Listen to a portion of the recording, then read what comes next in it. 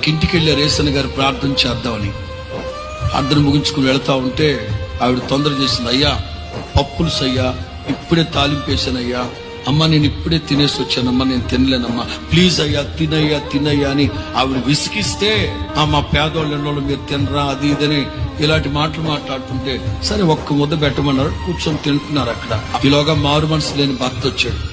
అరే చూడ్డానికి దున్నపోతులాగా ఉన్నావు, 10 ఇంట్లో అడక్క తిని తినకపోతే ఏదైనా పని చేసుకుని బతకచ్చుగా అని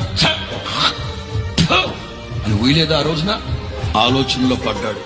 ఈ పళ్ళెం ఇక్కడ పెట్టి వదిలి వెళ్ళిపోతే నువ్వేం సేవకుడు వరా, అంత రోషం వచ్చిందంట నీకు అంటాడు అతను.